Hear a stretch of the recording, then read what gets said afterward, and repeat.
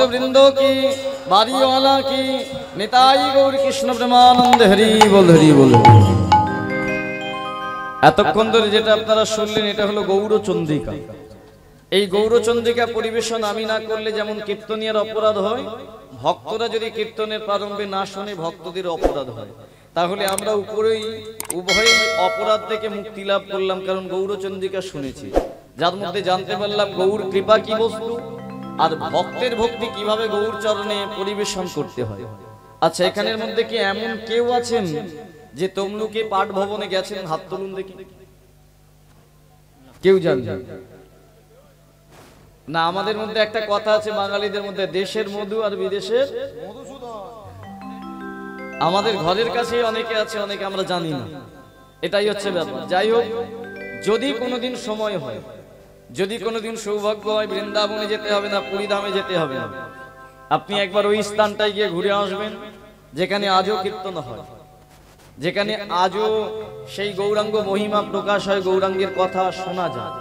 গিয়ে যদি আপনি দেখেন বাসুঘোষের প্রতিষ্ঠিত গৌরাঙ্গ মন্দির, রাধা মাধবের মন্দিরও আছে, সেই মূর্তি আজও প্রতিষ্ঠিত আছে।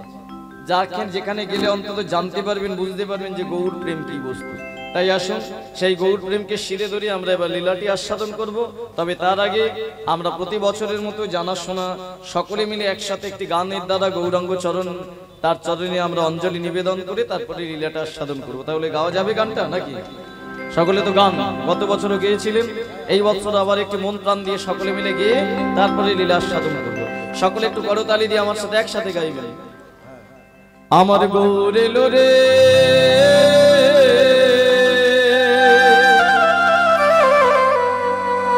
এই সোনার নদিয়ায়, উলুধ্বনি হরিধ্বনি শব্দ শোনা যায়, আমার গৌর এলো রে, আমার গৌর এলো রে, সোনার নদিয়ায়, উলুধ্বনি হরিধ্বনি শব্দ শোনা যায়, আমাদের গৌর এলো রে, আমার গৌর এলো রে, উলুধ্বনি।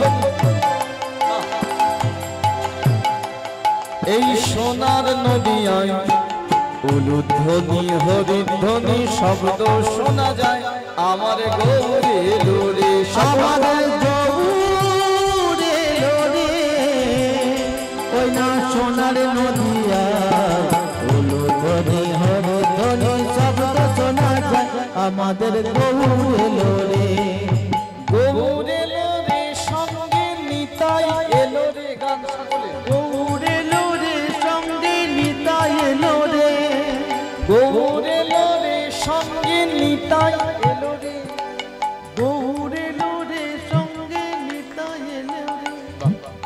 আস্তে আস্তে একবার সকলে মিলে করতালি দিন তো দেখি। বাহ, ওই মধ্যিখানে অন্ধকারে দেখতে পাচ্ছি না তো, ঘুমাচ্ছেন না জেগে আছেন বোঝা যাচ্ছে না, তবে জেগে আছেন, এই জন্য করতালিটা দেওয়া। এবার একটু তালে তালে করতালিটা দিন। আর এই গানটা সকলেই জান, প্রত্যেকে গেয়ে উঠছেন, আগে সকলে একটু মন প্রাণ দিয়ে গান নিন, প্রত্যেকে হাত জড়ো করে। গৌর এলো রে, সঙ্গে নিতাই এলো রে, গৌর এলো রে, সঙ্গে নিতাই এলো রে, গৌর এলো রে, সঙ্গে আচার্য এলো রে,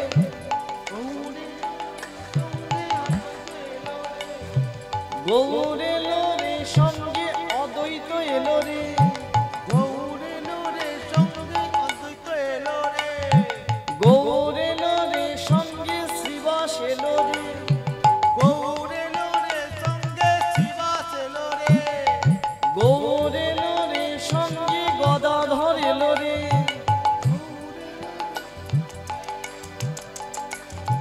শান্তিপুরবাসী আজি ধন্য হলো রে, আমাদের সকলে হরি বল।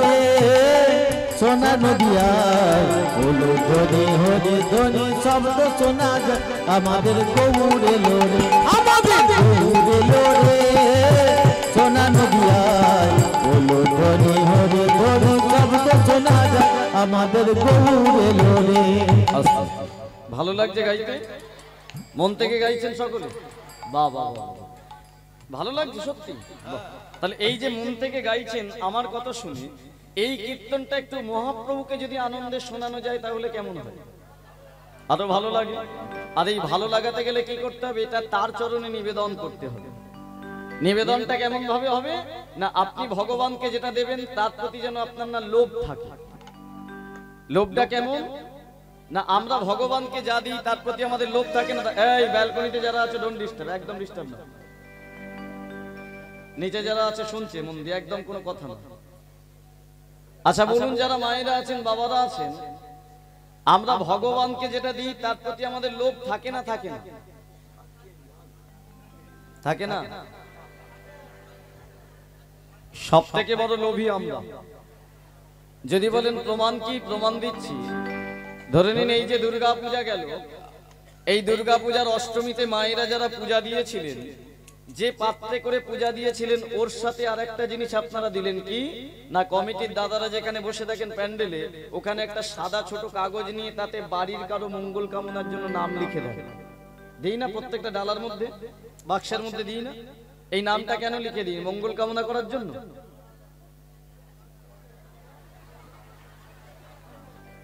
হ্যাঁ, যাতে ডালাটা না হারিয়ে যায়, মানে শ্যামলের মায়ের দেখাবি বিমলের বাড়িতে না যায়, তাই না? তার থেকেও বড় প্রমাণ দেখবেন আমাদের কতটা লোভ থাকে।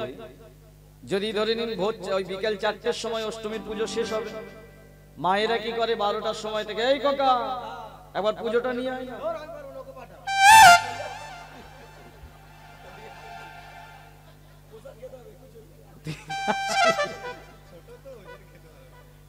গিয়ে দেখে নিয়ে আসবি, হারিয়ে যদি যায় তোর কিন্তু মাথা একদম নাড়া করে দেবে।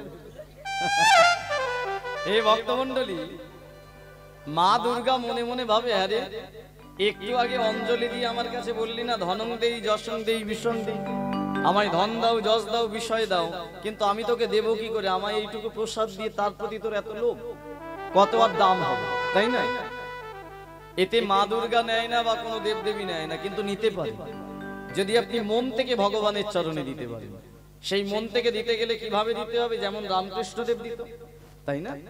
রামকৃষ্ণদেবের দেওয়াটা যেমন ছিল, ঠিক আমরা যদি সেইভাবে দিতে পারি, এখানে বসে সকলে যদি একটু মন থেকে প্রতিজ্ঞা করতে পারি, গোবিন্দের চরণে সমর্পণ করতে পারি। আত্মসমর্পণ কিভাবে? হাত জড়ো করে সকলে বলুন যে, হে গৌর হরি, আজ এই রাত্রিকালে আমার এই দেহ মনপ্রাণ আমি তোমার চরণে দিয়ে দিলাম। তাহলে আমি যদি আমার দেহ মনপ্রাণ দিই, তাহলে আমার মুখের সঙ্গীতটাও তারই হয়ে যাবে, আমার বলতে কিছু থাকবে না, তাই না? আর একটা কথা বলা যাবে, সকলে হাত জড়ো করে যারা দূরে আছেন বলুন, এবং কাছে আছে বলুন যে, হে গৌর হরি, আজ এই রাত্রিকালে, জোরে বলুন, আজ এই রাত্রিকালে এখানে যতক্ষণ কীর্তন হবে আমি এখান থেকে বাড়ি যাব না, আমার হার্ট অ্যাটাক হয়ে যাবে, ওটা বলা যাবে না। আচ্ছা যাই হোক, বাড়ি যান না যান, রাস্তার ধারে বাড়ি, যে যেরকম ভাবে চলে যেতে পারেন, কিন্তু এটাই হচ্ছে ব্যাপার। আগেরটা বলেছেন, এটাই অনেক দেহ অনুপ্রাণ দিলেন। তাহলে গৌরাঙ্গ মহাপ্রভু বুঝবে কি করে? একটু সকলে মিলে দুই বাহু প্রেম সে বলিয়ে গৌরাঙ্গ সুন্দর জিউ কি, দয়াল নিতাই চাঁদ কি, নবদ্বীপ ধাম কি, হরিনাম সংকীর্তন কি, ভক্তবৃন্দ কি, বাড়িওয়ালা কি, আনন্দ পেলেন কি? তাতেও জয়। আনন্দ সকলে পেয়েছেন, এই আনন্দটা হৃদয় মাঝে রাখুন। ভগবান শুনেছেন, তিনিও আনন্দ পেয়েছেন। এবার লীলাটি মন প্রাণ দিয়ে শুনবেন, আমি কথা দিলাম আপনাদের হৃদয় মাঝে ছবির মতো আঁকিয়ে দিয়ে যাব এ যুগের মায়েরা আপনারা। আর যমুনা কত বড় ভক্ত ছিল, যে ভগবানকে 4 জন্ম ধরেই পেয়েছে এবং স্বামী রূপে পেয়েছে। আস্তে আস্তে, আর কথা না, কি হলো? না না না, আস্তে আস্তে আস্তে। যতগুলো প্রশ্ন বলেছিলাম প্রত্যেকটা প্রশ্নের উত্তর আপনারা এখান থেকে পাবেন। প্রথম প্রশ্ন ছিল, যমুনার আমি 4টে জন্ম বলেছি, মন দিয়ে শুনবেন, গল্পের মতো করে আমি পরিবেশন করব। এই 4 জন্মের মধ্যে প্রথম জন্ম কোথায় বা সৃষ্টি কোথায় বা কোন যুগে? এই যমুনার প্রথম সৃষ্টি হয়েছিল বাবা সত্য যুগে। আমরা সকলে জানি আমাদের 4টে যুগ, সত্য, ত্রেতা, দাপর, কলি। সত্য যুগের একটা ছবি দেখবেন অনেকের বাড়িতে আছে। কি ছবি? ক্যালেন্ডার রূপে আছে। একটা বড় পদ্ম ফুলের মধ্যে ভগবান মাথায় হাত দিয়ে শুয়ে আছে, আর তার চরণে একটা মেয়ে হাত জড়ো করে বসে আছে, আছে না? এরকম ছবি অনেকের বাড়িতে আছে। এইটা হলো সত্য যুগের ছবি। ত্রেতা যুগে আমরা কি দেখতে পাই না, রামচন্দ্রের বাম পাশে বসে আছে কে? রাধারানী। রাধারানী বলে সেটাই। রামচন্দ্রের বাম পাশে বসে আছে সীতা, আর রামের হাতে কি? ধনুর্বাণ। দাপর যুগে আমরা দেখতে পাই ভগবান শ্রীকৃষ্ণের বাম পাশে দাঁড়ায় আছে কে? এখানে বসে নেই কিন্তু দাঁড়ায় আছে। আর সত্য যুগে কিন্তু বসে আছে লক্ষ্মী স্বরূপিণী রাধারানী এবং ভগবান। আর কলিযুগে আমরা কি দেখতে পাই? গৌরাঙ্গ মহাপ্রভু এবং পঞ্চতত্ত্বকে। তাহলে এখানে রাধারানী নেই কেন? কারণ যেই কৃষ্ণ সেই রাধা, দুই রূপ এক হয়ে গৌরাঙ্গ মহাপ্রভু হয়ে নদিয়ার মাটিতে এসেছিলেন। আসুন এবার জানি যমুনার সৃষ্টি কোথা থেকে হলো। হে ভক্তমণ্ডলী, যে পদ্ম ফুলের মধ্যে ভগবান শয়ন করে থাকতেন, এই পদ্ম ফুলটা ছিল বাবা 33টা পাপড়ি। কটা বললাম? 33টা। 3 10 3 33। এই 33টা পাপড়ির উপরে ভগবান রাধারানীকে নিয়ে হাজার হাজার বছর কাটান। হঠাৎ একদিন গোবিন্দের মনের ইচ্ছে হলো, রাধে তুমি আর আমি দুজনে তো এই পদ্মালয়ে দীর্ঘদিন আছি, তোমার আর আমার সাথে কথা বলার মতো এখানে কেউ পার্মানেন্ট নেই। আমি যখন চলে যাই কোনো ভক্তের কাছে তুমি একা থাকো, তাই আমার মনের মধ্যে একটা চিন্তা এসেছে। রাধারানী বলে, গোবিন্দ কি চিন্তা? বলে, আমি চাই এই পদ্মালয়ে কিছু দাসী সৃষ্টি করতে। দাসী মানে কি? যারা কাজের লোক বা সেবা করে। দেখবেন বড় লোকরা বাড়িতে অনেকগুলো দাসী রাখে না, অনেকগুলো কাজের লোক রাখে না। তা বাবা ভগবান বললেন, রাধে আমি এখানে কিছু দাসী সৃষ্টি করতে চাই যারা আমাদের সেবা করবে। রাধারানী বলে, গোবিন্দ এ তো বড় উত্তম কথা, আপনার মনের যখন ইচ্ছে হয়েছে আপনি সৃষ্টি করুন। যেই বলেছে, ভগবান কি করলেন? তার নিজের শরীর থেকে 33টাই দাসী সৃষ্টি করলেন। সকলকে দিল আপনাদের মতো নারী বা মেয়ের যুগ। আর এই 33টা দাসীকে 33খানা পাপড়িতে একজন একজন একজন করে স্থান দিল, এবং স্থান দিয়ে সকলকে আদেশ করলো, শোনো, আমার শরীর থেকে তোমরা সৃষ্টি হয়েছো। আগামীকাল প্রভাত থেকে তোমরা এক একজন এই পদ্মালয়ের উপরে গোলক বৃন্দাবনে আসবে। সকলে একসাথে না, এক একজন আসবে, এসে আমার আর রাধারানীর সেবা করবে। হে ভক্তমণ্ডলী, এই 33টা পাপড়ির মধ্যে সব থেকে নিচের পাপড়িতে যে মেয়েটা স্থান পেল, সকলের থেকে দেখতে হলো মেয়েটিকে সুন্দর, অন্তরের ভক্তিও সকলের থেকে মেয়েটির বেশি। সেই দাসীটির নাম গোবিন্দ নিজে রাখলেন কি না, দাসী বিরজা। কি নাম রাখলেন? দাসী বিরজা। অর্থাৎ যমুনার 4 জন্মের মধ্যে প্রথম জন্মে শুধু নামটা পেলাম দাসী বিরজা। অপরূপ দেখতে সুন্দরী হলো, আর ভগবান তাকে আদেশ করলো, শোন বিরজা, সকলের নিচে যেহেতু তুই স্থান পেয়েছিস, তাই আগামীকাল প্রভাতে সবার আগে তুই প্রথম গোলক দর্শন করবি, আর তুই প্রথম আমার রাধারানীর সেবার অধিকার লাভ করবি। আদেশ করে ভগবান চলে গেলেন উপরে। আর বিরজা সৃষ্টি হওয়ার পরে যেই প্রথম আদেশটা পেয়েছে, বিরজার মনের মধ্যে আনন্দ। আনন্দ হবে না মা? ধরে নিন আপনি তারাপীঠ মন্দিরে পুজো দিতে গেছেন, আপনি দেখছেন যে আপনার পেছনে 1000 জন লাইন। দরজা খুললেই প্রথম পুজোটা আপনার পড়বে মায়ের চরণে, তাহলে আপনার আনন্দ হবে না? হওয়াটা স্বাভাবিক না? যে সবার আগে আমি প্রথম পুজো দেব। বিরজা মনে মনে ভাবছে, গোবিন্দ আমি এত সৌভাগ্যবতী, তুমি সবার আগে আমাকে দিলে তোমার চরণ সেবার অধিকার, ওই গোলক দর্শনের অধিকার করে দিলি। তবে শোনো গোবিন্দ, তুমি যখন আমাকে এই অধিকার দিয়েছো, আজ আমার মনের আনন্দ থেকে আমি তোমার উদ্দেশ্যে প্রতিজ্ঞা করছি, কেমন আমি ওই গোলক বৃন্দাবন জানি না, কেমন তুমি জানি না, কেমন রাধারানী জানি না, তবে আগামীকাল প্রভাত থেকে আমি এমন চরণের সেবা করব তোমার, একদিন তুমি ওই তোমার প্রিয় রাধারানী এমনকি 32টা দাসীকে ভুলে গিয়ে আমার কাছে আসবে আমার সেবা নিতে। প্রতিজ্ঞা করে ফেললো মেয়েটা, আর সেই প্রতিজ্ঞা রাখার জন্য সারা দিন দূরের কথা সারা রাত্রি ঘুমালো। কেন? যদি ঘুমিয়ে পড়ে তাহলে পরের জন চলে যাবে আগে গোলক দেখতে। অপেক্ষা করতে করতে করতে করতে ভোরের আগমন হলো। সূর্য উদয়ের 1 ঘন্টা আগে আসতে না, কথা না, ব্রহ্ম মুহূর্ত। সূর্য ওঠার 1 ঘন্টা আগে কে অনুমানিক বলা হয় ব্রহ্ম মুহূর্ত, যেটা ভগবানের উপাসনা শ্রেষ্ঠ সময়। এই বিরজা চলে গেল ক্ষীরোদ সাগরের কূলে, ক্ষীরোদের জলে স্নান করলেন। স্নান করে এসে নিজেকে সাজাচ্ছেন ভগবানের সেবা দিতে যাবে। এখান থেকে যারা মায়েরা বাবারা আছেন একটু শিক্ষা নেবেন, যে আপনারা বাড়িতে পুজো করেন সপ্তাহে 1 দিন বা মাসে 1 দিন বা প্রতিদিন, কিন্তু এই সেবা বা পুজো করার নিয়ম কেমন, কিভাবে সেবা করলে ভগবানের প্রিয় হওয়া যায়, ভগবান সেবা নেয়, সেটাই বিরজা দেখিয়ে গিয়েছিল। ক্ষীরোদের জলে স্নান করে নিজেকে সাজালো কি দিয়ে? প্রেম আর ভক্তি দিয়ে। আর সব ভক্তি দিয়ে সাজিয়ে একটা একটা পাপড়ি উত্তোলন করতে করতে করতে করতে যেই গোলক বৃন্দাবনে এসেছে, নয়নটা মিলে দেখলো অপূর্ব গোলকের শোভা। এই তো সেই গোলক বৃন্দাবন, কি অপূর্ব সৌন্দর্য।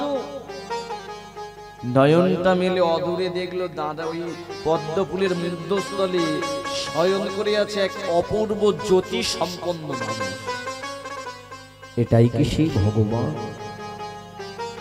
আর চরণতলে যে বসে আছে তাকে যে আরো সুন্দরী দেখতে।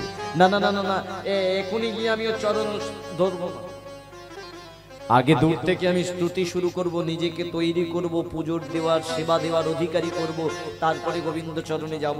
দূর থেকে গোবিন্দ চরণের স্তুতি শুরু করলো বিরজা গোবিন্দের উদ্দেশ্যে। বিভাবরিষে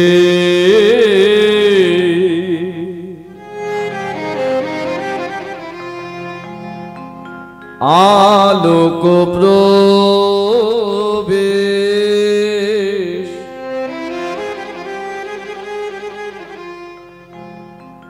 নিদ্রা ছাড়ি উঠো জি,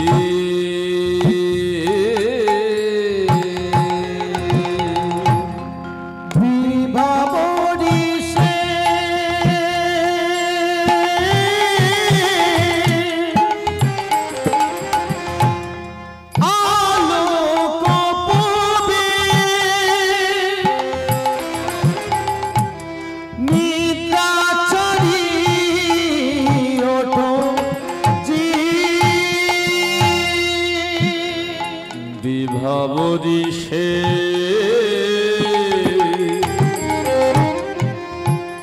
আলোক প্রবেশ, নিদ্রা ছাড়ি ওঠো জি,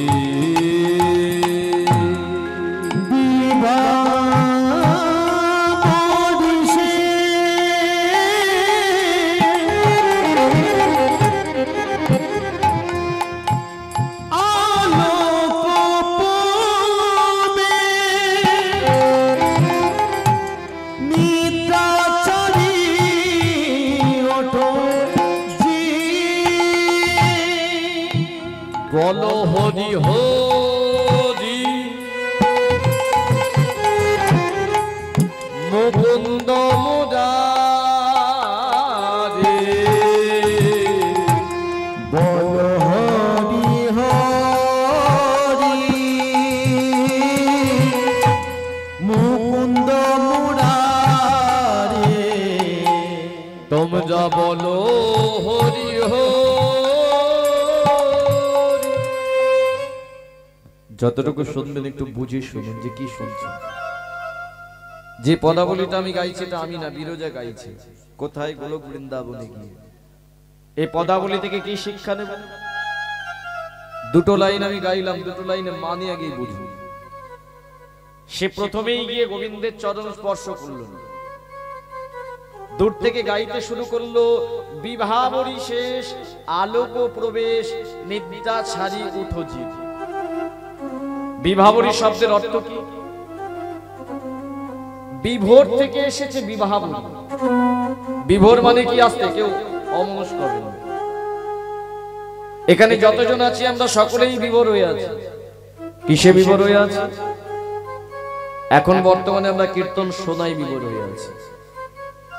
এর বাইরে কলকারখানায় মানুষ বিভোর হয়ে আছে কর্মে। কিছু মানুষ এই সময় নিদ্রা বা ঘুমিয়ে বিভোর হয়ে আছে। কিন্তু আপনি যখন মন্দিরে যাবেন তখন আপনার কর্তব্য কি? যখন আপনি পুজো দেবেন, সেবা দেবেন, তখন আপনার কর্তব্য কি? প্রথম বিভাবরী শেষ করতে হবে। কিসের বিভাবরী? না যে বিভোরটায় আমরা বিভোরিত হয়ে দেখবেন পূজা দিই, মায়েরা যারা পুজো করি, মন্দিরে গিয়ে হাত জড়ো করে বলি না প্রণাম করার সময়, ঠাকুর আমার সংসারকে তুমি ভালো রেখো, আমার ছেলেকে ভালো রাখো, মেয়েকে ভালো রাখো, সংসারে সুখ দাও, স্বামীকে ভালো রেখো। এই যে চাওয়া, এই চাওয়াটা যেটা থেকে আসে সেটার নাম হলো মায়া। আর ওই মায়াতে আমরা সকলে বিভোর হয়ে থাকি। কিন্তু মন্দিরে গিয়ে প্রথম আপনাকে যেটা শেষ করতে হবে, যে বিভোরটা শেষ করতে হবে, সেটা হলো মায়া নামক বিভোর। কেন? মন্দির হলো উপাসনার জায়গা, মন্দির হলো ভগবানের স্থান। কতটা বোকা আমরা দেখুন। আচ্ছা বলুন, আমরা মন্দিরে গিয়ে তো আমাদের নিজেদের মঙ্গল, সংসারের মঙ্গল, ছেলের মঙ্গল, মেয়ের মঙ্গল চাই। আচ্ছা ওই মন্দিরে গিয়ে যদি আমরা নিজেদের মঙ্গল না চেয়ে শুধু হাত জড়ো করে বলি যে হে গোবিন্দ আমার কিচ্ছু চাই না, দেবদেবীর চরণে বলি মা তোমার আমার কিছু চাই না, শুধু তুমি এসে আমার হৃদয় মন্দিরে বসো,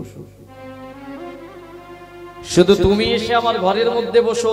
বলুন তো যারা আছেন, যে বাড়িতে ভগবান থাকে, যে বাড়িতে দেবদেবী থাকে, সেই বাড়ির কোনোদিন অমঙ্গল হতে পারে? কিন্তু আজকে কেন আমাদের বাড়িতে এত অশান্তি, কেন এত জ্বালা, কেন যন্ত্রণা? আমরা সবাই ভগবানের কৃপা চাই, ভগবানের করুণা চাই।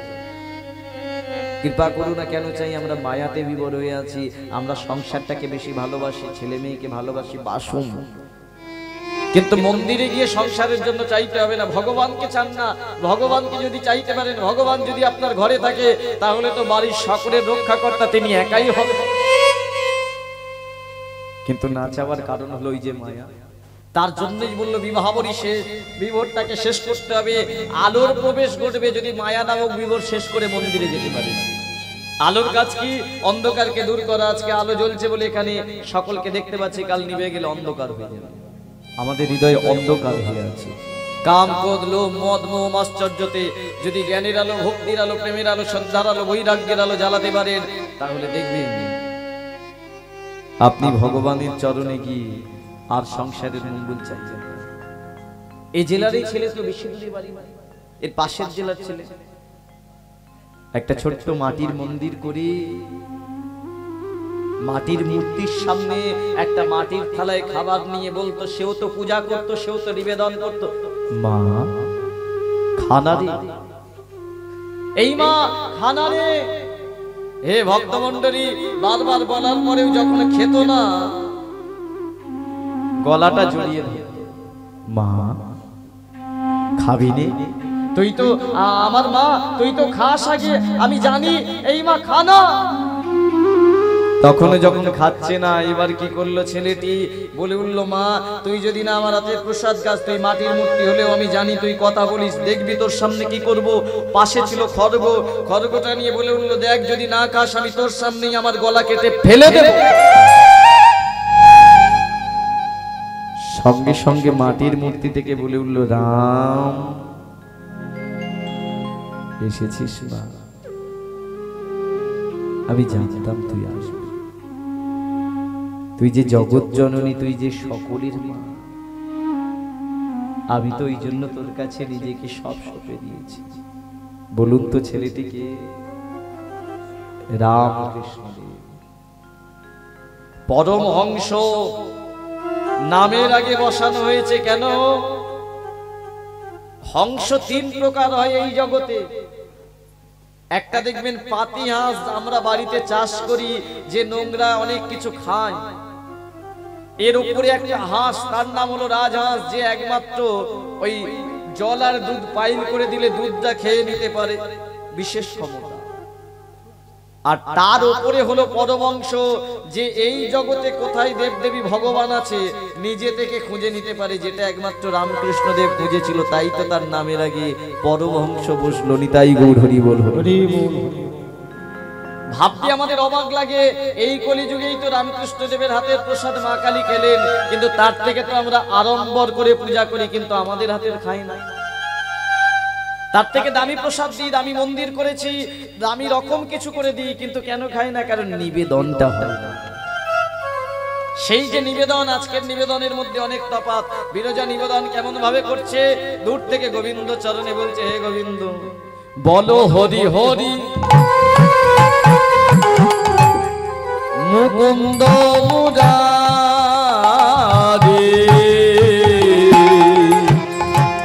বলো হরি হরি,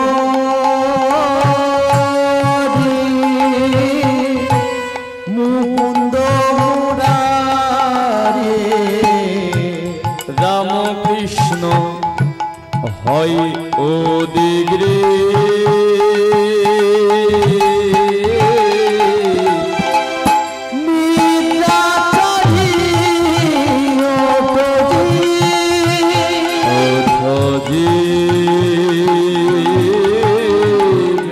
উলুধ্বনি হরিধ্বনি হরি।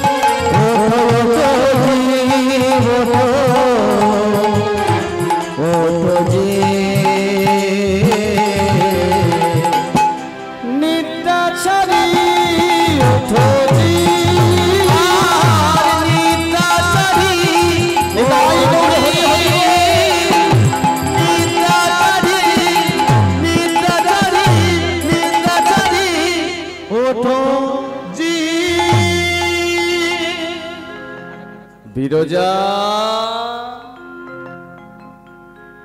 হে ভক্তমন্ডলী, দেখতে দেখতে একদিন দুদিন তিন দিন চার দিন করে, এক বছর দু বছর করে 12,000 বছর একইভাবে বিরজা চরণ সেবা করে গেল। প্রতিদিন এই ব্রহ্ম মুহূর্তে। সত্যযুগে মানুষের আয়ু ছিল 1 লক্ষ বছর, তার মধ্যে 12,000 বছর যেই চরণ সেবা করলো, সত্যি সত্যি একদিন গোলকের ভগবান শ্রীহরি ওই পদ্মালয়ের উপর থেকে নিচের পাপড়িতে এসে বিরজাকে ডাক দিল, বিরজা। আর যেই বিরজা বলেছে, সঙ্গে সঙ্গে বিরজা তার পাপড়ি থেকে, এ আমি কাকে দেখছি? আজকে আমার পাপড়িতে আমার ভগবান শ্রীহরি, গোবিন্দ আপনি এসেছেন এত হাজার বছর পর। শোন বিরজা, আমি তোর কাছে একটা বিশেষ কারণে এসেছি। কেন? তোর সেবা আমার খুব ভালো লেগেছে। তাই? হ্যাঁ রে, শোন, আস্তে মা মন্দির। একটা কারখানা, একটা কারখানায় অনেক কর্মচারী কাজ করে। সেই অনেক কর্মচারীর মধ্যে যে কর্মচারীটা দেখবেন একটু বেশি সময় দিয়ে ভালো কাজ করে, মালিক তার মাইনে বাড়ায় না কমায়? কি করে? তার প্রমোশন হয়। এটুকু জেনে রাখবেন, এই পৃথিবীতে আমাদের সকলের মালিক হলেন ভগবান, আমরা হলাম কর্মচারী। ভালো কাজ যদি করতে পারি তাহলে প্রমোশন আমাদের নিশ্চিত। আর যদি খারাপ কাজ করতে পারি তাহলে ডিমোশন। ভালো কাজ খারাপ কাজ আমরা বুঝি না সকলে বুঝি না। ধরে নিন ভগবান দুটো হাত দিয়েছে, এই দুটো হাতে আপনি যদি কৃষ্ণ নাম করেন করতালি দিয়ে, এটা ভালো কাজ না খারাপ কাজ?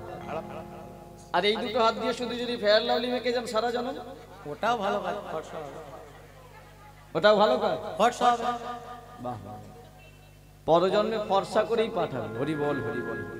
যাই হোক, দুটো পা আপনি পেলেন, এই দুটো পায়ে এসে হরিবাসরে বসাটা ভালো না এই পা দিয়ে শুধু অকর্ম কুকর্ম করে যাওয়া ভালো? ঘরে লাথি মারা ভালো। লাথি খেতে হবে শেষ জীবন, এটুকু তুমি জেনে রাখবে। নেতাই গৌর হরি বল হরি বল। তা বাবা, ভগবান বিরজার কাছে এসে বলে উঠল, শোন বিরজা, এই ৩৩টা দাসীর মধ্যে সব থেকে তোর সেবা আমার সুন্দর লেগেছে, তাই তোকে আমি বর প্রার্থনা দিতে চাই। বল তোর কি চাওয়ার আছে আমার কাছ থেকে চেয়ে নি। যেই বলেছে বাবা গোবিন্দ যে তোকে বর দিতে চাই, বল তোর কি চাওয়ার আছে, বলা মাত্রই গোবিন্দের কাছে বিরজা বলে উঠল, গোবিন্দ চাইবো কি বলো তো? তুমি কি দাওনি আমাকে?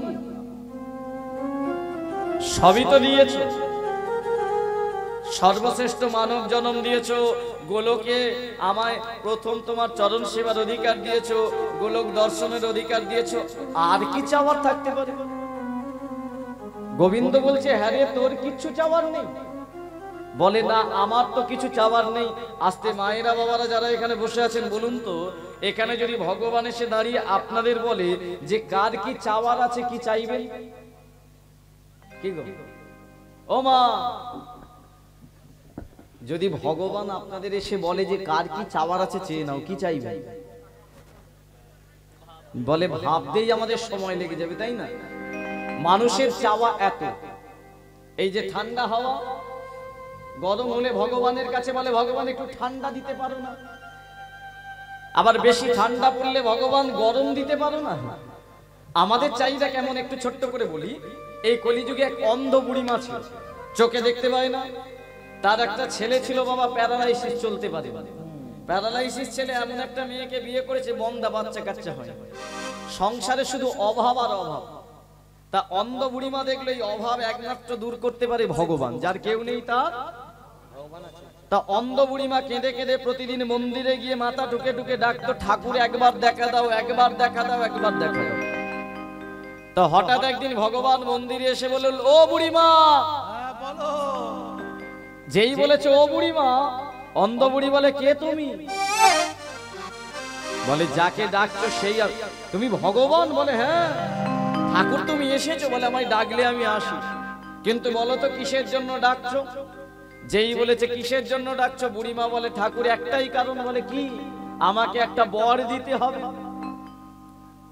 ভগবান বলে এই বয়সে আবার বর নেবে? হ্যাঁ। বলে না ঠাকুর, ওই বর নয়, ও শেষ হয়ে গেছে, আমায় একটা আশীর্বাদ বর দিতে হবে। বলে একটা আশীর্বাদ বল পেলেই তুমি খুশি? বলে হ্যাঁ। ভগবান অবাক হয়ে যাচ্ছে, কলিযুগের মানুষ আবার একটা বরেতে খুশি? তা দেখি বুড়ি কি চায়। এই যে বুড়িমা, তোমায় একটা বর যদি লাগে চেয়ে নাও, আমি এক্ষুনি দিয়ে দিচ্ছি, বলো কি বর চাও। এবার যেই বলেছে বুড়িমা চুপ করে গেছে, মনে মনে ভাবছে একটা বর তো বলে ফেললাম, কি চাইবো? একটা বড়িতে আমার চোখটা চাইবো, না ছেলের প্যারালাইসিস চাইবো, না বৌমার বাচ্চা চাইবো, না সংসারের অভাব চাইবো? ও বুড়িমা কি বিড়বিড় করে বলছো? চাইবে তো? বলে ঠাকুর বর তো একটা নেব, একটা কাজ করবে। বলে কি? আমাকে 2 দিন সময় দেবে, আমি একটু ভেবে দেখবো কি বর চাইবে। ভগবান মনে মনে ভাবছে, না না, আমি জানি তো এর একটা বরে হবে না, দেখি কি চাই। এই যে বুড়িমা, আমি 2 দিন সময় দেব, কিন্তু একটা কথা বলে যাব। কি? 2 দিন পরে এসে কিন্তু একটাই বর দেব, একটার বেশি 2টো চাইলে পাবে না, আর একবারের বেশি 2বার চাইলেও দেব না। বুড়িমা বলে ঠাকুর একবারের বেশি 2বার চাইলে দেবে না? বলে না। হে ভক্তমণ্ডলী, যেই ভগবান চলে গেছে বুড়ির মাথায় চিন্তা চলে এসেছে, কলিযুগের বুড়ি প্ল্যান করে নিয়েছে কি চাই। একদিনের পরে 2 দিন গেছে, 2 দিনের মাথায় ভগবানের মন্দিরে এসে বুড়িমা ডাকছে, ঠাকুর দেখা দাও। আবার ভগবান এসেছে, ও বুড়িমা ঠাকুর এসেছো? বলে হ্যাঁ, আমি কথা দিলে কথা রাখি, কিন্তু তুমি কথা রাখবে তো? বলে কি? আমি কি বলেছিলাম? একটার বেশি 2টো বর চাইলে পাবে না, আর একবারের বেশি 2বার চাইলে দেব না। মনে আছে তো? বলে হ্যাঁ ঠাকুর আমি একবারই চাইবো। একবারে চাইলেই হবে? বলে তাই নাকি? তাহলে কি চাও দেখি। বুড়িমা হাত জড়ো করে চাইছে, ঠাকুর তাহলে চাই? বলে হ্যাঁ চাও। বলে ঠাকুর আমার চাওয়া হলো আমি যেন নিজ নয়নে দেখতে পাই আমার ছেলে ছুটতে ছুটতে আসছে, তার ছেলেকে কোলে করে নিয়ে আমার সামনে বসে সোনার থালায় খাবার খাওয়াচ্ছে।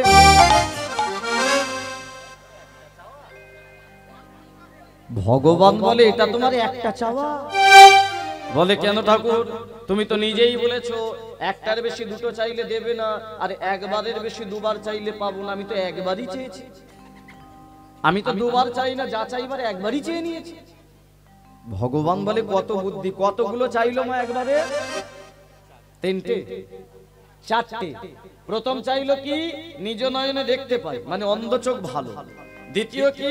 ছেলে ছুটতে ছুটতে আসছে, মানে প্যারালাইসিস ছেলে যদি ছুটতে পারে মানে পা ভালো। তৃতীয় কি? ছেলে কোলে করে নিয়ে, মানে বন্দা বইয়ের বাচ্চাটাও চেয়ে নিয়েছে ফ্রিতে। আর চতুর্থ কি? সামনে বসে সোনার থালায়। তাহলে যার বাড়িতে সোনার থালা সে ভিখারি হয়। ভগবান বলে এত বুদ্ধি কলিযুগের মানুষের, কিন্তু এরা তো জানে না যে আমার কাছে সামান্য চাই আমি তাকে অসামান্য দিই, আর যে শুধু চেয়ে যায় তার সব কেড়ে নিই। এখানে যারা বসে আছি বলুন আমাদের চাহিদা কারো কম? কলিযুগের মানুষের যার 10,000 মাইনে ছিল সে চায় না 20,000 কি করে হবে? যার 1 বিঘে জমি ছিল সে চায় না কি করে 2 বিঘে হবে? যার একতলা বাড়ি ছিল সে চায় না কি করে 2 তলা হবে? তালার উপরে তালা হচ্ছে, বিঘের উপর বিঘে বাড়ছে, ব্যাংকে টাকা বাড়ছে, কিন্তু সুখ কমে কমে কমে যাচ্ছে। আগে মোটা চালের ভাত আনন্দে খেতাম, আর এখন বিরিয়ানির চাল ভাত খেয়ে রাত্রিবেলা বলি বৌমা গ্যাসের বড়ি দাও না। সুখ সব অসুখে পরিণত হয়েছে। নামা বলি নেই, সব হচ্ছে ওষুধের ঝুলি, তাই না? ঠিক না ভুল? সব আমাদের এই অবস্থা হয়েছে আমাদের চাওয়ার দোষে।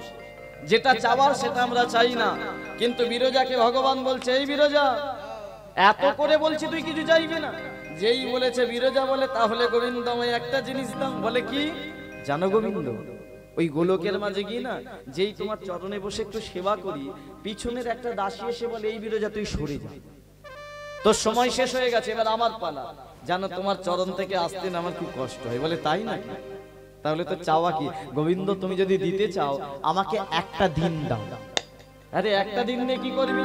বলে একটা দিন ওই গোলকের পদ্মালয়ে কোনো দাসী থাকবে না তোমার কাছে, এমনকি তোমার রাধারানী থাকবে না, শুধু আমি একা তোমার চরণে বসবো, আর চরণ তলে বসে আমার মনের মতো করে কি করবো জানো?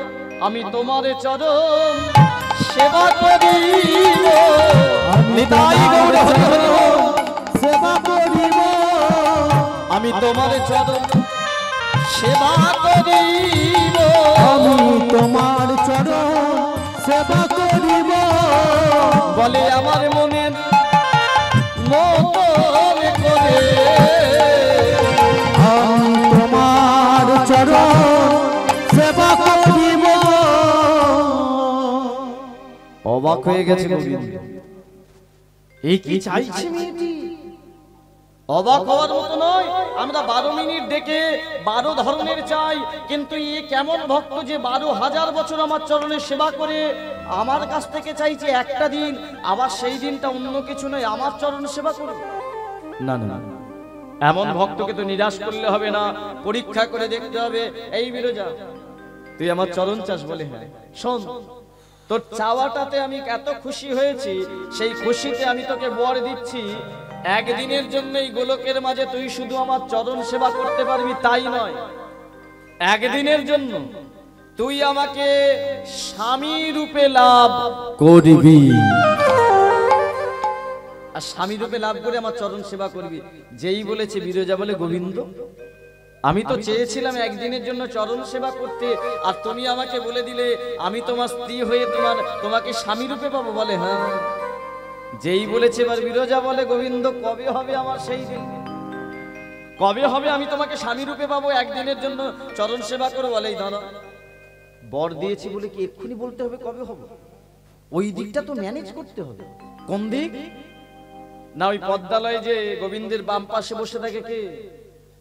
রাধারানী। তাকে গিয়ে বলতে পারবো যে একদিনের জন্য রাধে সরে যাও, বিরজাকে আমি আমার স্ত্রী রূপে বসাতে পারবো? বলতে পারবো?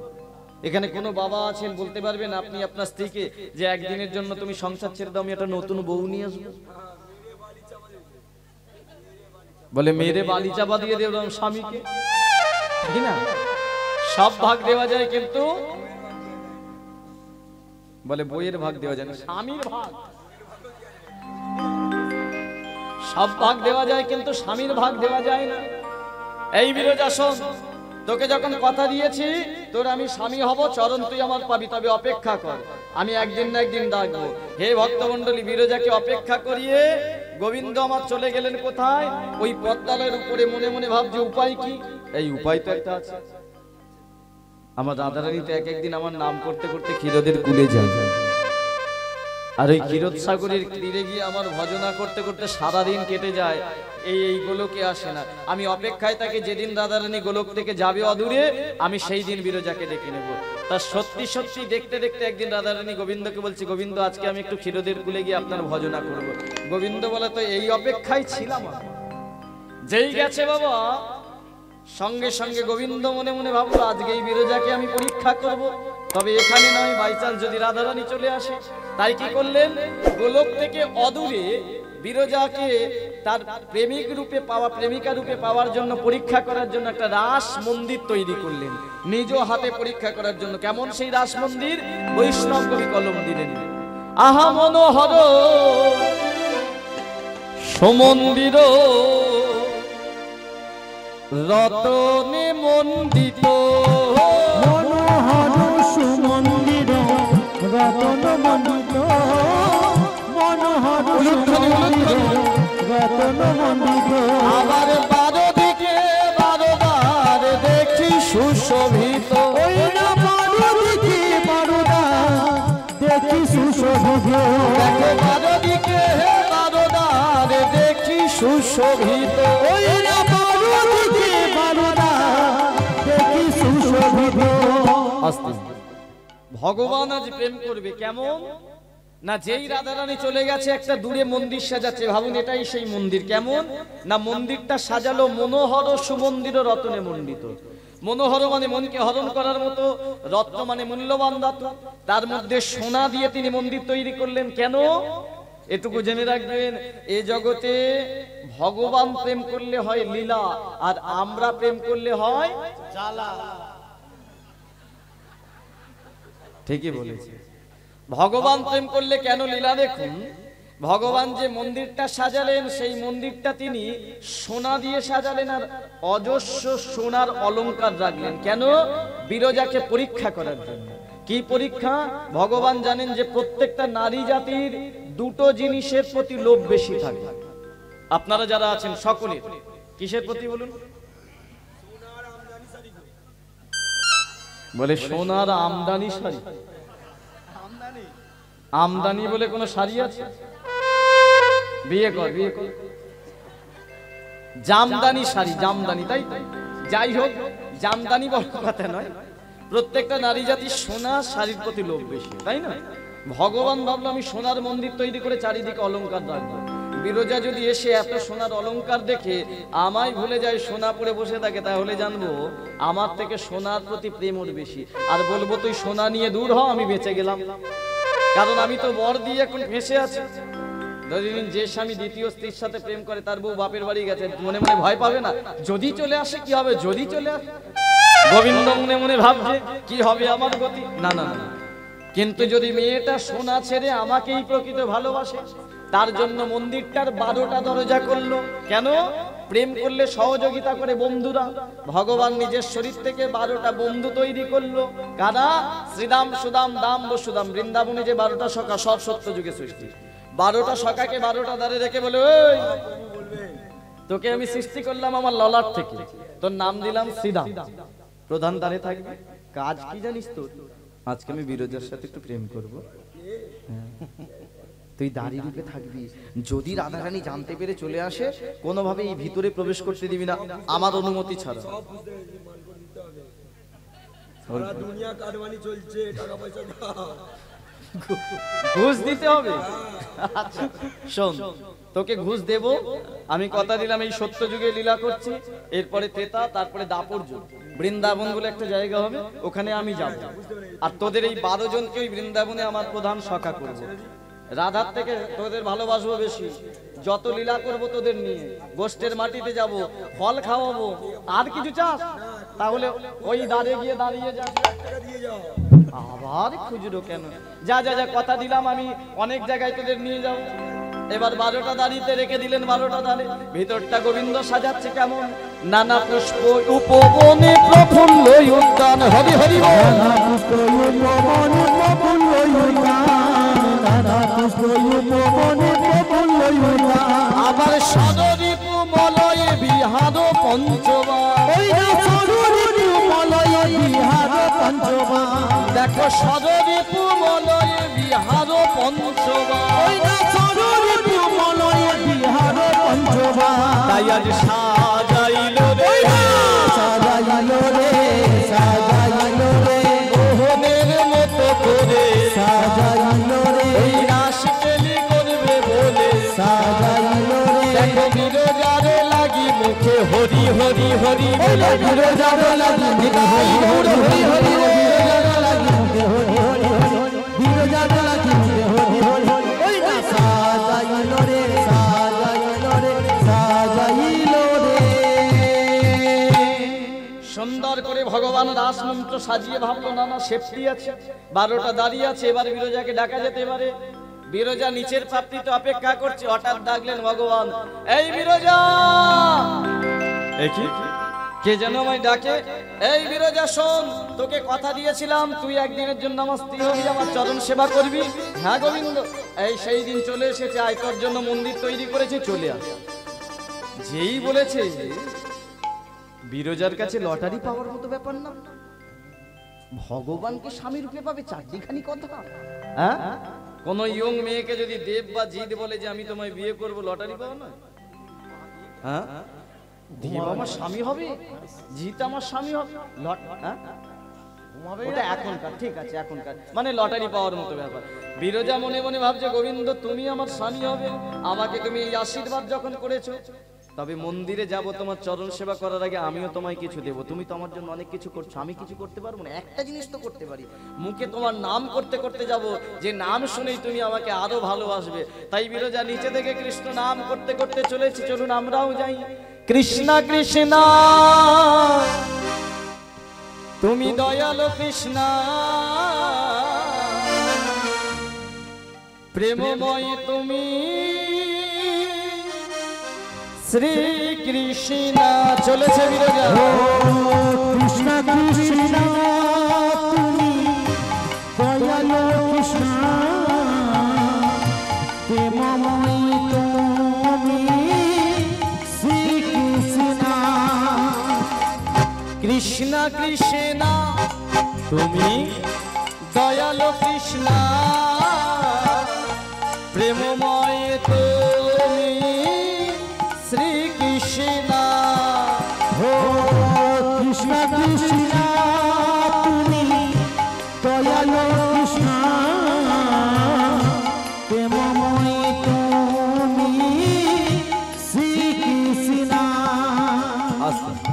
আচ্ছা, কৃষ্ণ নামটা কে গাইছে? বিরজা গাইছে। বাবা মন দিয়ে শুনছেন, কেন বিরজা গাইছে? পাওয়ার আশায়, ভগবানকে স্বামী রূপে পাবে এই আশায়। তাহলে সে পাওয়ার আশায় গাইছে। আপনারা যতজন এখানে বসে আছেন, আপনাদের যদি বলি একটু আমার সাথে এখন কৃষ্ণ নাম গাইবেন, কিন্তু যদি বলি আপনারা কি পেয়েছেন বা পাওয়ার আশায় ভগবানের নাম করবেন, পেয়েছেন কিছু? বলে পেলে আর বসে থাকি, পেলে তো উঠে পালিয়ে যেতাম। তবে এটুকু জানবেন, আমরা যা পেয়েছি এ পৃথিবীতে কেউ পায়নি, তাই না? যদি বলেন কি পেয়েছি, 5টা মিনিট শুনি। রাস্তার একটা কুকুরের থেকে আমরা ভালো আছি না খারাপ আছি? বলুন। এই কথা নয়, উপরে একদম কথা বলুন, আস্তে আস্তে। শুধু একটু শুনুন, মানুষের আজকে চেতনা কোথায় হারিয়ে গেছে। একটা রাস্তার কুকুরের থেকে আমরা ভালো আছি। আমরা অনেকে বলি, ভগবান তুমি কিচ্ছু দাওনি আমাকে, ওকে একতলার উপরে দোতলা দিলে, আর আমি তোমার নাম করি, আমায় কিছু দিলে না। ভগবান বলে ওরে তোকে যা দিয়েছি অন্য কাউকে দিইনি। রাস্তার একটা কুকুরকে দেখবি একটা চায়ের দোকানের সামনে একটু বিস্কিট খাওয়ার জন্য যখন লেজটা নাড়ি, দয়া করে দোকানদার একটা বিস্কিট দেয়, ওই বিস্কিটটা খেয়ে তার পেট ভরে, আবার লেজটা নাড়াতে থাকে, গালটা হয়তো হাঁ করে, এবার দোকানদার লাঠি পেটা করে, কিন্তু তাতেও যখন যায় না দেখবি দোকানদারটা কি করে জানিস, গরম জল নিয়ে তার পিছনে ছিটিয়ে দেয়। জানিস ওই কুকুরটা কত যন্ত্রণা পেতে পেতে পেতে পেতে একটা জায়গায় গিয়ে দেয়ালে পেটটা ঘষায়। সে কেঁদে কেঁদে বলে, ঠাকুর তোমার সৃষ্টি আমি, তোমার সৃষ্টি মানুষ, কিন্তু আমি তো বলতে পারলাম না, কারণ তুমি ওদের যা দিয়েছো আমাদের তো দাম। সর্বশ্রেষ্ঠ ভগবান আমাদেরকে দিয়েছে মানব জনম, কি দেয়? চলার জন্য দিয়েছে চরণ, অঞ্জলি দেওয়ার জন্য হাত, বলার জন্য বদন, দেখার জন্য নয়ন, শোনার জন্য শ্রবণ, ধরে রাখার জন্য হৃদয়। তবু আমরা বলি ভগবান কিছু দাও। রাস্তায় বেরিয়ে দেখবেন কত মানুষ আছে যাদেরকে ভগবান এগুলো দেয়নি, মানুষ করে পাঠিয়েছে, কিন্তু সব পায় না। ট্রেনে বাসে দেখবেন কত মানুষের হাত নেই, পা নেই, কতজনকে প্যারালাইসিস করে পড়ে রেখেছে, কতজনকে অন্ধ, কতজনকে বোবা করেছে। একটা বাবা একটা মা গর্ভে সন্তান ধারণ করে, সেই ছেলের কাছ থেকে ছেলেটাকে বড় করে খাওয়ার জন্য নয়, ও ভালো মন্দ খাওয়াবে আশায় নয়, বাবা মাটা ইচ্ছে যে ছেলেটি আমাকে বাবা বলে ডাকবে, মা বলে ডাকবে। কিন্তু যে ছেলেটা বোবা হয়ে জন্মগ্রহণ করে, ভগবান যাকে বলার শক্তি দিল না, ছেলেটা তো যন্ত্রণা পায়, কিন্তু তার থেকে 3 গুণ যন্ত্রণা পায় যে তার মা বাবা ঠাকুর এমন একটা ছেলে দিলে যে বদনে একবারও বাবা মা বলতে পারল না। ভগবান তখন মনে মনে ভাবে, ওরে ও না বলতে পারার কারণ তোরা দায়ী নয়, তোদের জন্য ও বোবা হয়নি, ওকে আমি বোবা করেছি একমাত্র ওর নিজের দোষে। আমি তো সমাজে সেই মানুষটাকে পঙ্গু করেছি যাকে একবার চরণ দিয়েছিলাম, যে কোনোদিন একবার ওই চরণ নিয়ে আমার হরিবাসরে আসেন। আমি তো কানা তাকে করেছি যে কান পেয়ে একবার আমার হরি নাম শোনেনি। অন্ধ তো আমি তাকে করেছি যে নয়নে কোনোদিন আমার চরণ দেখে। আর ওকে বোবা করেছি কেন জানিস? ওকে বদন দিয়েছিলাম বলার, ওই বলাতে শুধু ও খেয়ে গেল, অকথা কুকথা বললো, কিন্তু একবারও কৃষ্ণ বলে ডাকলো না। তাই তো এই জন্মে ওকে বোবা করেছি। ও বুঝতে শিখবে এই জন্মে যে মুখ পেয়ে কৃষ্ণ না বলার যন্ত্রণা কত, বদন পেয়ে অকথা কুকথা বলার কতটা শাস্তি পাওয়া যায়। তাই হে ভক্তমণ্ডলী, এখানে আমরা যেটা পেয়েছি এই পৃথিবীতে কেউ পাইনি, তাই আমাদের প্রতিদিন অন্তত একবার কৃষ্ণ নাম করা উচিত, ঘুমাতে যাওয়ার আগেও বলা উচিত। তাই বিরজা যেমন বলছে আমরা সকলে হাত জড়ো করে একটু বলতে পারি। সকলে হাত জড়ো করুন, আমি বলবো, শুনে শুনে আপনারা প্রত্যেক অন্তর থেকে গাইবেন। হরি বল, হরি বল।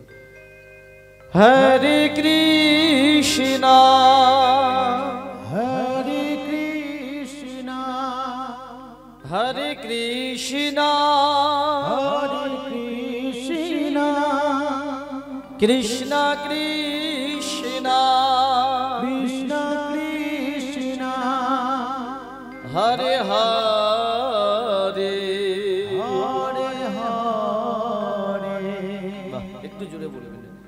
হরে রাম হরে রাম হরে রাম হরে রাম রাম রাম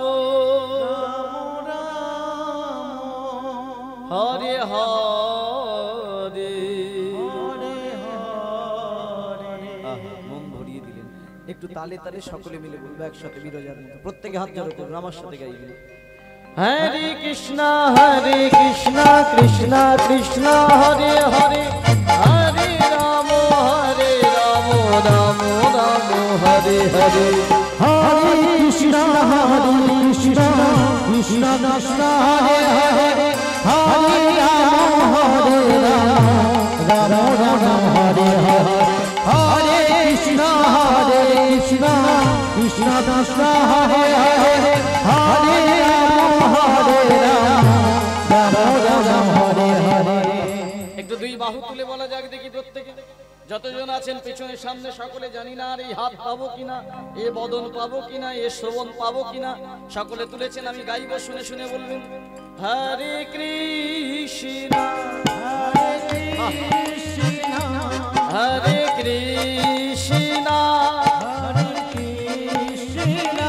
কৃষ্ণ কৃষ্ণ কৃষ্ণ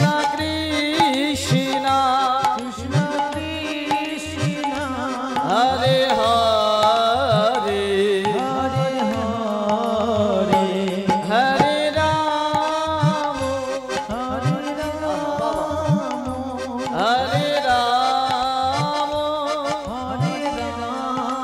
হরে রাম রাম রাম হরে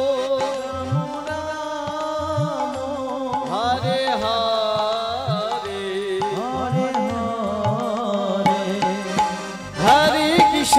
হরে কৃষ্ণ কৃষ্ণ কৃষ্ণ হরে হরে হরে রাম রাম রাম হরে হরে। সকলে কৃষ্ণ কৃষ্ণ কৃষ্ণ কৃষ্ণ হরে হরে হরে রাম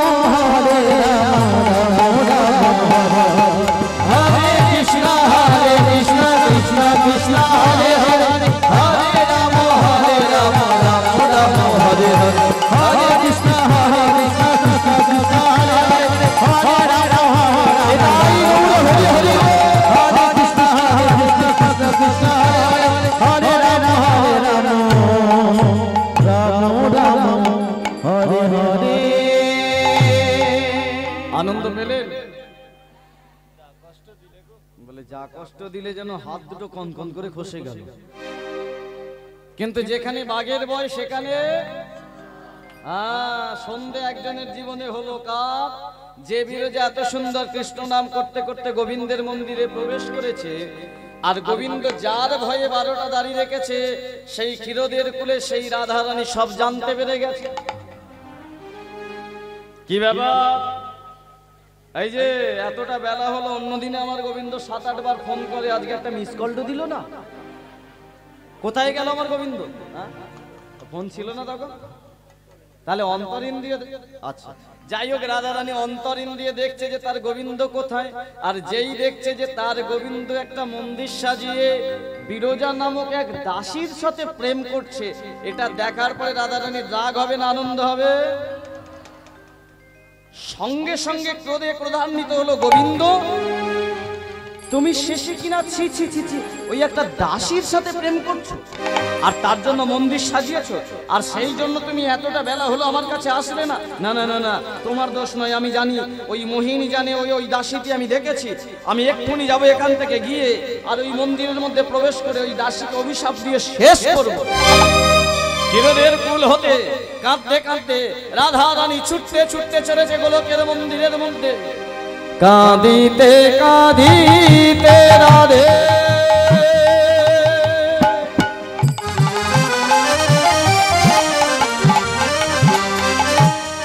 ওই গোলকের মন্দিরে আসিল,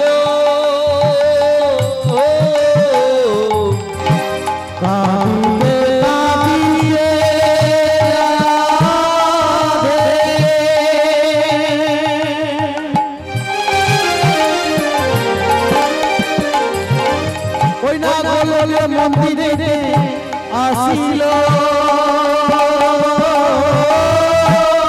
দারি রূপে শ্রীরামের দেখিতে পাইল রাধে, দারি রূপে শ্রীরামের দেখিতে পাইল রাধে, দারি রূপে শ্রীরাম। এই যে কে তুমি ওখানে? এই যে তুমি ওখানে, আরে ওখানটা দাঁড়িয়ে আছো, এই যে তোমায় বলছি। আরে না না, এই যে তোমায় বলছি, বলে বলো বলো কে বা তুমি, বলো বলো কে বা তুমি, কোনদিনও দেখি নাই আমি, বলো বলো কে বা তুমি, কোনদিনও দেখি নাই আমি, বলো বলো কে বা তুমি, দাড়ি রূপে শ্রীরামের দেখিতে পাইল রাধে, দাড়ি রূপে শ্রীরামের দেখিতে পাইল। ভগবান তো আগে থেকে 12খানা দাড়িকে রেখে দিয়েছে মা লীলা করার জন্য। অন্তর্যামী সব জানতেন যে রাধা আসবে। আর যেই রাধা রানী এসে প্রধান দাড়ি শ্রীরামকে বলে উঠলো কে তুমি, এই ধ্বনিটা শুনতে পেল কে? গোবিন্দ। আস্তে মনে মনে ভাবলো না না না না না, আর তো বিরজার সাথে প্রেম করা যাবে না, বিরজাকে চরণ দেওয়া যাবে না, কারণ রাধা রানী যে রেগে গেছে, যে ক্রোধে আছে, ও ভিতরে প্রবেশ করলে এই বিরজাকে চোখের সামনে অভিশাপ দেবে আর আমার প্রতি মান। তার থেকে এক কাজ করি, কোনোভাবে লুকিয়ে ফেলতে হবে এই বিরজাকে। যে বিরজা সবে মাত্র এসে চরণটা জড়িয়ে ধরেছে বাবা, আস্তে আস্তে সেই বিরজাকে গোবিন্দ বলে উঠল, বিরজা তুই আমায় ভালোবাসিস? হ্যাঁ গোবিন্দ, আমি যা আদেশ করব পালন করবি? করব। কি আদেশ? আপনার জন্য আমি প্রাণ ত্যাগ করতে পারি। না না না না, তাহলে তুই এক কাজ কর। বিরজাকে লোকানোর জন্য গোবিন্দ বলে উঠল, তুই এই রাসমণ্ডলীর মধ্যে কোনো একটা জায়গায় তোর এই মানব রূপ ত্যাগ করে তুই জল হয়ে যা। যেই বলেছে বাবা, সঙ্গে সঙ্গে বিরজা মনে মনে ভাবলো গোবিন্দ হয়তো তোমাকে পরীক্ষা করছে, চতুরালি করছে। বিরজা তো জানে না যে দাঁড়িতে রাধারানী চলে এসেছে, জানি না সে, কারণ সে অন্তর্যামী নয়, ভগবান অন্তর্যামী। বিরজা হাত দুটো জড়ো করে বলে উঠল, গোবিন্দ আপনি আমাকে ভয় দেখাচ্ছেন, আপনার চরণের আশা করেছি বলে আপনি আমার সাথে চতুরালি করছেন যে আমি কতটা কষ্ট পাই। না না না না, আমি জল হব না। গোবিন্দ বলে, এই বিরজা একটু আগে বলেছিস আমার জন্য মরতে পারিস, তাহলে ভেবে নে এটা আমার আদেশ, তুই এক্ষুনি এই কুঞ্জের মধ্যে জল হয়ে যা। যেই বলেছে বিরজার মাথায় যেন পড়লো বজ্রপাত। গোবিন্দ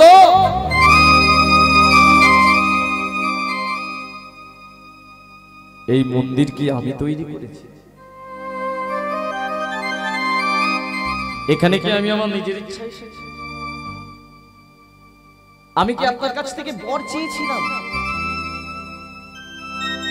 আপনি তো নিজে আমার কাছে গিয়ে বর দিয়েছেন আমি আপনাকে স্বামী রূপে পাবো। এই মন্দিরটা আজকে আপনি তৈরি করেছেন, এখানেও ডেকেছেন আপনি নিজে। যা কিছু হয়েছে সব আপনার ইচ্ছায়, আমার কোনো কিছু ইচ্ছায় হয়নি। আর আমার ইচ্ছা ছিল আপনার চরণ পাবো। আপনি আমাকে কাছে ডেকে নিয়ে এসে আজকে চরণ দেওয়ার পরিবর্তে মানুষ থেকে জল করছেন কেন? কি অপরাধ করেছে? নির্বাক গোবিন্দ দাঁড়াই আছে, দাঁড়িতে শ্রীরামের সাথে রাধারানীর ঝগড়া হচ্ছে। গোবিন্দ কোনো কথা বলছে না, শুধু মাঝে মধ্যে বলছে, বিরজা যা আদেশ বলেছি সেটা তুই পালন কর। যেই বলেছে বিরজার যেন অন্তরটা ফেটে যাচ্ছে। গোবিন্দের চরণে গিয়ে বলল, গোবিন্দ কি কারণে আমার জীবন থেকে সুখ কেড়ে নিচ্ছে?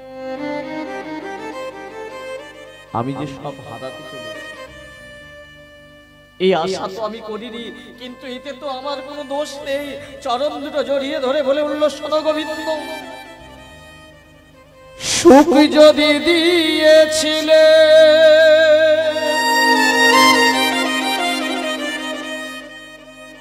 কেন কেড়ে নিলে?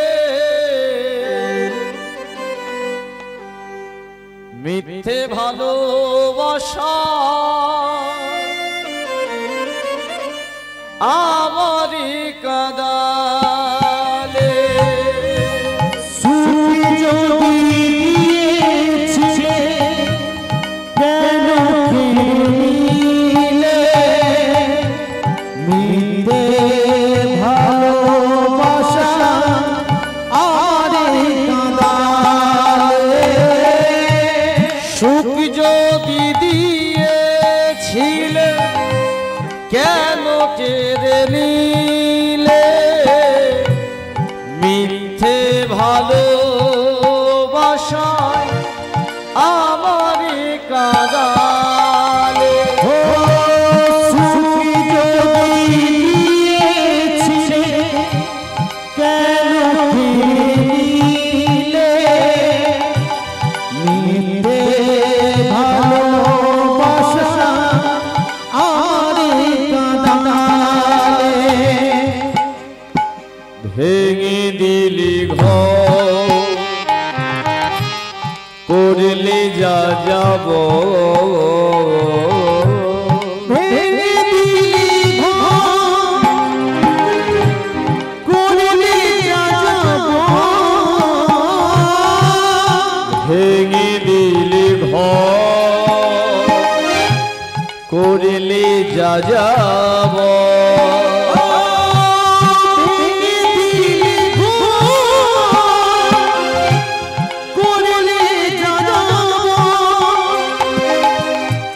কোন জনমের তুমি প্রতিশোধ নিলে বিধিরে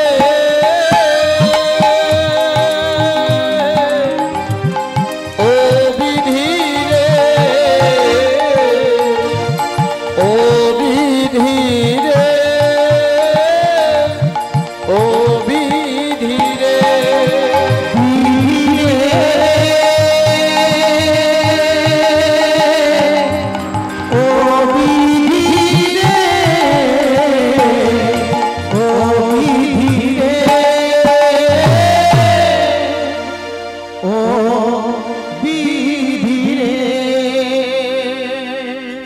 কাঁদিতে কাঁদিতে বিরজা গোবিন্দের চরণ ধরিল চরণ ধরিয়া আজি নিবেদন করিল চরণ ধরিয়া আজি নিবেদন করিল গোবিন্দ কি কারণে তুমি আমাকে মানুষ থেকে জল দিচ্ছ? কি অপরাধ করেছি আমি জানি না, তবে তোমার এই আদেশ আমি পালন করব। আজকে আমি মানুষ থেকে জল হব, কিন্তু একটা মনের মধ্যে আশা ছিল, বেশি দিন নয়, একটা দিন তোমার চরণ তলে বসে চরণ সেবা করব।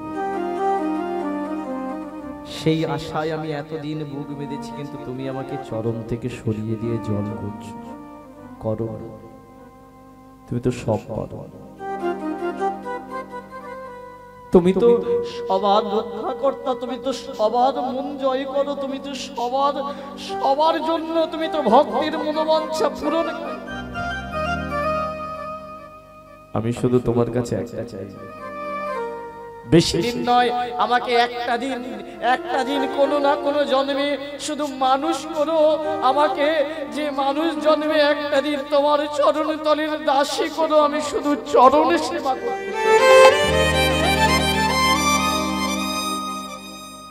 কারণ জানি না আর হবে কিনা মানব জন্ম, আর ফিরে পাবো কিনা। হে ভক্তমণ্ডলী, আসতে গোবিন্দ মনে মনে ভাবছে, বিরজা